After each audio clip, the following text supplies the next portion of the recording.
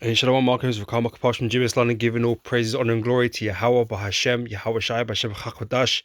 Want to give double honors unto the elders, the apostles of GMS, and Shalom out there to the hope for that, push this truth and all sincerity, man. Again, just another quick one, man. Something else I just came across, off the back of this whole, was it Ephraim? Yeah, Ephraim was not well, was it Mannaseh and Ephraim not a tribe or whatever it was that was being spoken about recently? Hold on.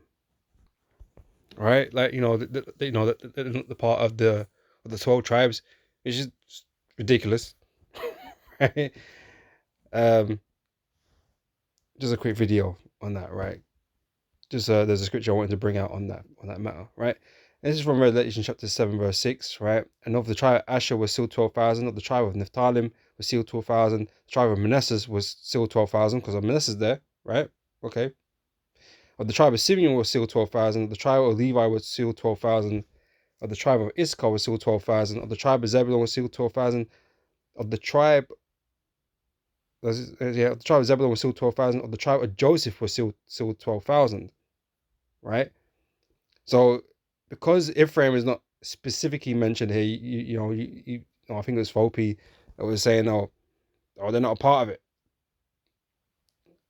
But then it shows you have little understanding of history, the scriptures, because Joseph represents the house or the tribe of Ephraim, right? Meaning Manasseh and Ephraim are both here, right? So I don't really understand, because I already caught a hearing of it. I hadn't really watched anything on it. I just just saw some of the titles and stuff. I'm like, what?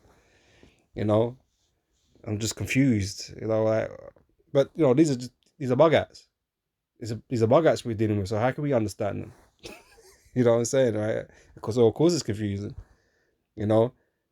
But yeah, they're here. I don't understand, right? But if you're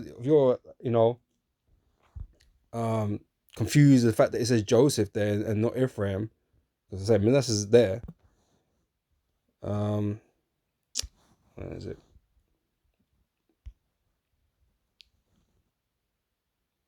Right? And this is the scripture I was wanting to get. Joshua chapter 14 verse 4 says, for the children of Joseph were two tribes.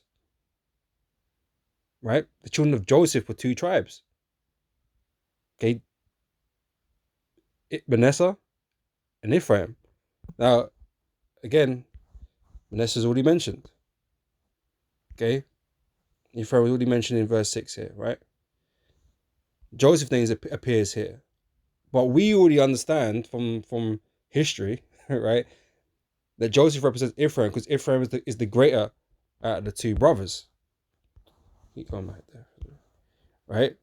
So again, Joshua 14 and 4 says, for the children of Joseph were two tribes, right? Manasseh and Ephraim, right? And that's just the point. That's the point, right?